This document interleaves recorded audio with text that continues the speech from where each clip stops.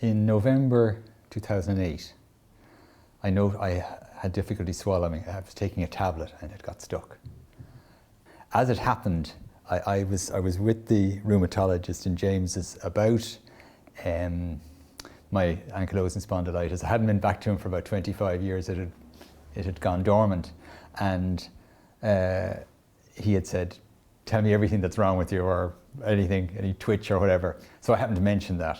He went across the corridor and made an appointment to see a stomach specialist, we'll say, of some fashion, and he did an endoscope 2 or 3 days later, and that's when I got the diagnosis, which was 3 days before Christmas, which wasn't great.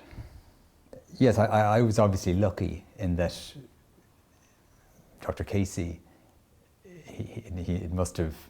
he twigged it immediately, that what it was. And in fact, my sister's a doctor, and when I told her what happened, she knew immediately. So, it's obviously quite common to medical people that that's what it likely is. And so I was lucky, it was probably got early. But once I got into the hospital were very positive, the doctor was positive, the nurse said, basically you're our problem. And I took from them that they'd solve it. I must say I just put it out of my mind. I knew I was going to have an operation, didn't get into the details. I know now that it's quite a long operation. I'd heard that the prof was very good, and I just let him at it. So within a week, I had all the tubes taken away and I was able to walk around myself. And then I didn't eat for a week, but then that was introduced. So I was let out even before the period. I was on the golf course within 5 weeks.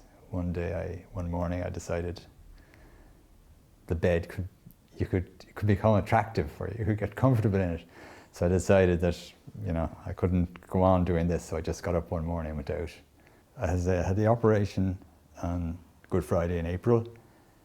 By about August, September, I had got the taste for food back. Certainly, initially, it was like eating cardboard. And my wife's a great cook, and she did her best to make it palatable, but it was just like eating cardboard. But that, my appetite and the taste came back by about August. Well, if I had to give advice to anybody that is diagnosed, I would say, don't look too far down the road. Just meet each of the challenges as they come up.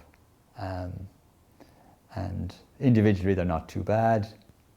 There's a lot of help available. And just go with the flow and not get too worried about it.